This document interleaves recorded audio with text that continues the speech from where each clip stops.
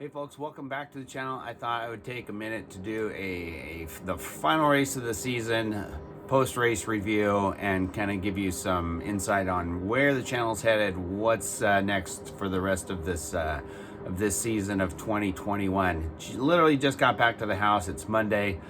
I'll say it was fun. It was a hectic day of racing out in Port Angeles at the Extreme Sports Park out there. Yeah, just trying to decompress. I'm shooting this video from the seat of the Skookum, the RS Racecraft Skookum R, because my whole mindset is shifting from racing now to go have some fun in these mini boats. So that's what you're going to be seeing in the next few videos for sure, is some mini boat action. And this thing, even though I did the official reveal, it still hasn't been in the water, and that's just unacceptable. So I got to get going on that. In fact, I'm going to work on it today, get it in the water later this afternoon, do some water tests, and we're going to go have fun with it this week. So back to the race. Oh man, where to start? I think let me talk about everybody else first.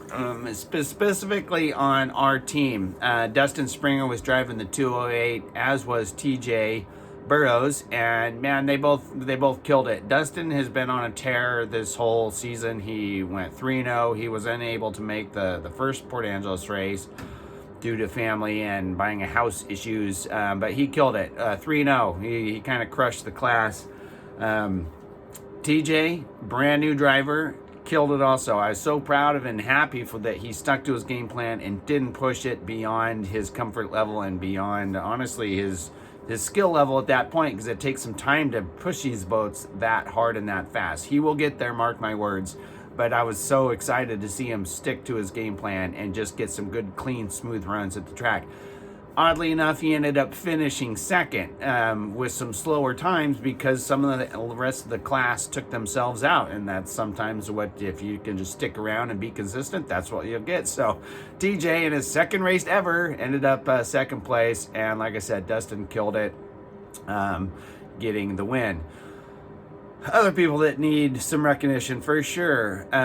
Let's stick with the modified class. Clint Birch, man, he's super fast, and he had a hard wreck this weekend. I shared that video yesterday, and man, he clipped the inside of a island, went flying across a channel and hit a bank kind of sideways / backwards, and had a really hard hit. It did quite a bit of damage inside the boat. I'm sure he'll be posting all that stuff, but there was a kind of a brief moment of, oh crap, hope everybody's okay, both driver and navigator. It knocked the wind out of them, literally, so they sat there kind of dazed for a minute, and were all able to walk out of it. But Clint's had a bad back. He broke his back, had some surgeries, and he's like, no, I'm done for the day. So super smart decision on his part to try, but I think the boat was probably too damaged at that point anyway. It was a hard hit, so glad to see them walk away safely. They're fast, can't wait to see him back on the water again. That modified class is going to be tough. So on to the 400 class. I just got off the phone with a friend, and we were talking about that class. It's so awesome to see. We got some really fast boats, and one of them wasn't even here this summer. Phil Miller from Fat Buddy up in Canada. Obviously, they weren't able to run. And he's been dominant in the class. But Phil, heads up, I think this class is all stepping it up. They all seem faster to me. Bandit, man. Darren and Ashley killed it. That's my very first sprint boat, was that Brycraft that they have, and they have that thing absolutely dialed in perfectly. It's running so good, it's hooked up, it's smooth, it's not grabby, and Darren has been so consistent with his driving. They're a force to be reckoned with, and I think, Phil, that they're closing the gap, so hopefully we'll see some more of that. Bad Influence, man, that boat is super fast, with Lisa and Steven in there. And Steven, pedal it just a little more to smooth it out. And I think you're right there. You're still a little rough, but man, that boat's fast, and you're obviously a good driver. But if that boat smooths it out a little, we're all in trouble, because it's super fast. But I think that'll all come. And then the Black Magic boat. Geez, top-notch, all top-notch equipment in that boat. And obviously Kelly's a very, he's a good driver. Again, not as many years under his belt. So when that comes, the experience and everything and familiarity with the tracks, watch out for those guys. So and I'm not going to discount our 146 boat. It's a fast boat too. So there's some really fast, really high quality boats in that class that make it a lot of fun. I guess I'm just kind of random thoughts here, but the superboat class, they all really struggled. They were really struggling with the rotation, and let's talk about that for a second. Every couple years we have a rotation that I can't put my finger on why it's super hard to get. I don't know what it is or what it was about this rotation. It took me hours to get it in my brain where I said, okay, I thought I got it, and then I at the show and shine on the night before, and then I woke up on Saturday morning, it's about 6, and I started going over it. I'm like, I still don't have it. Like, I just don't. You can draw it mentally, but to actually know that you have it, there's a difference there. And I still did not have it Saturday morning going into it, and for whatever reason, it was just a mind twister. And it affected the whole fleet. Everybody was struggling with that rotation, and it was tough.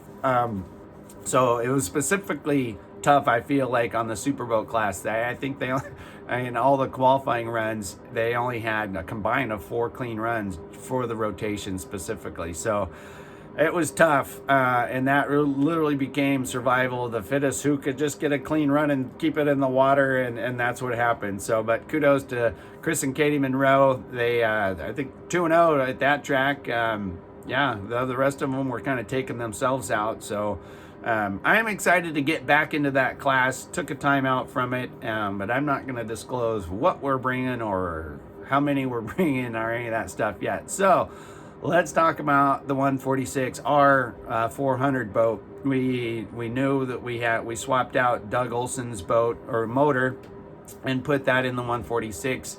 It's a strong motor. It may not be the strongest in the class, but it's a good solid motor to work with.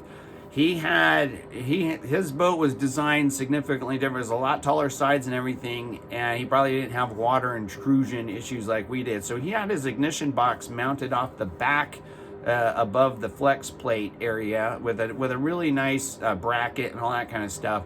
So I like, okay, I wouldn't have it there ideally, but because it was such a scramble, we didn't have time to move it where I would have wanted it to be more tucked up under a side and out of any potential water issues.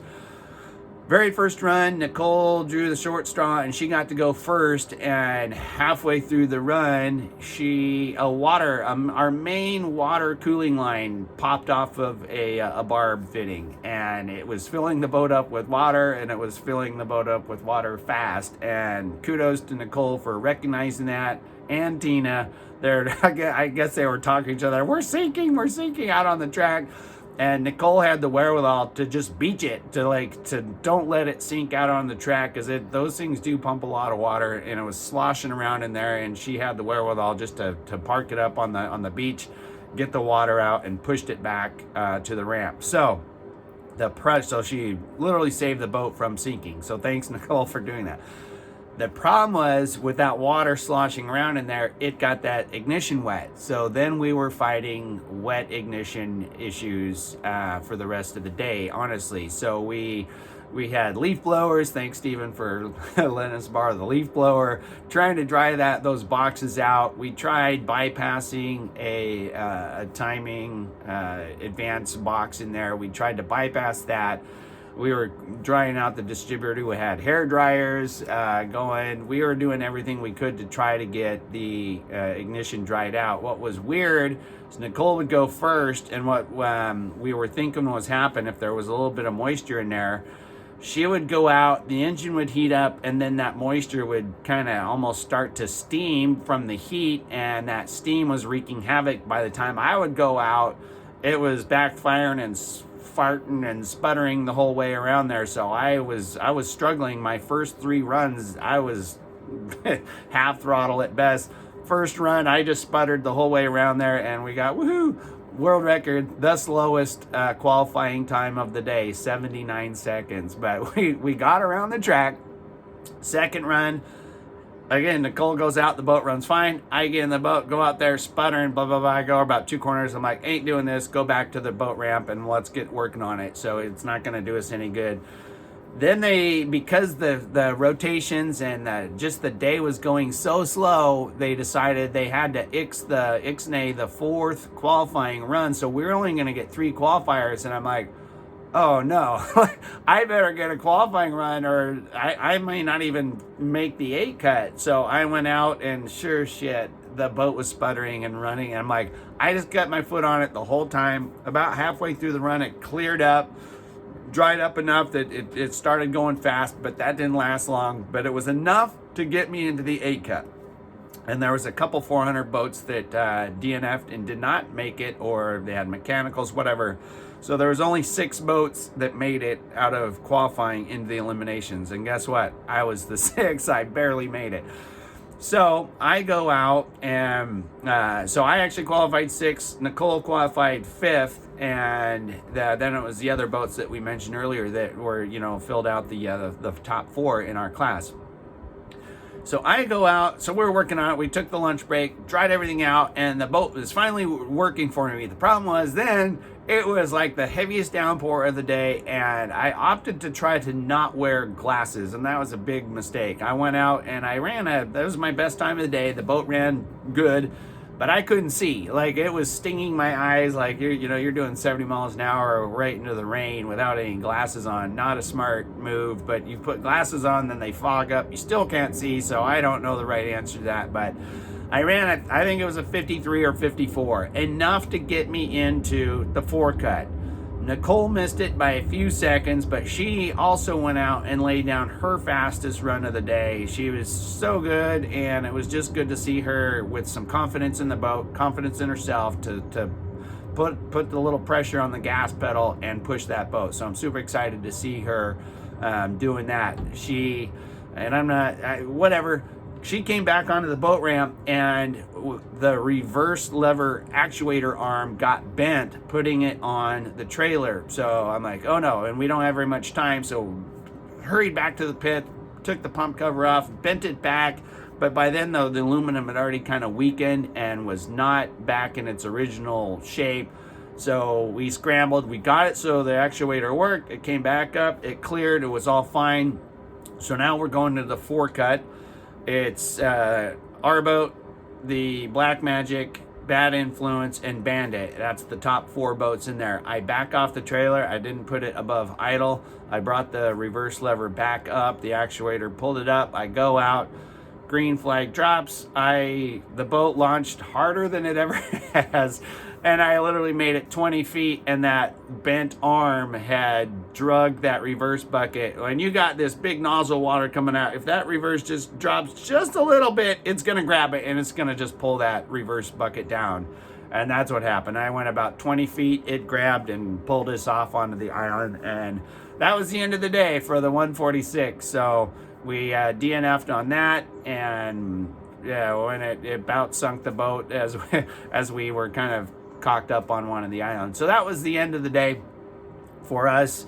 It was still a fun day of racing. It was a scramble. It was a lot of work, but it was still a fun day. Really good mojo, if you will, in the pit. It was fun to be at Port Angeles. It was fun to be a part of that. And honestly, everybody was helping. Oh, I got to thank Clint Birch loaned me some extra carbon fiber sheets to make a splash guard. Dan Hatch gave me a pump cover to try to stop the spray from coming in the boat. Dan, appreciate that. And I'm going to have to build you a new one because we cut it up. Just everybody pitching in, Monty, Benny, everybody. Like, I can't think of all the names, but everybody pitches in. And I like to be the person that has all the spare parts that everybody comes to me to borrow, because that means I was prepared. Well, you can't prepare for everything, but I will pay it back if, and that's what I love about the sport is everybody's there to try to get every boat on the water. You want to win or lose on the track. You don't want to win or lose in the pit. And that's the bottom line, and that's what I love about the sport. So thanks to everybody for the help.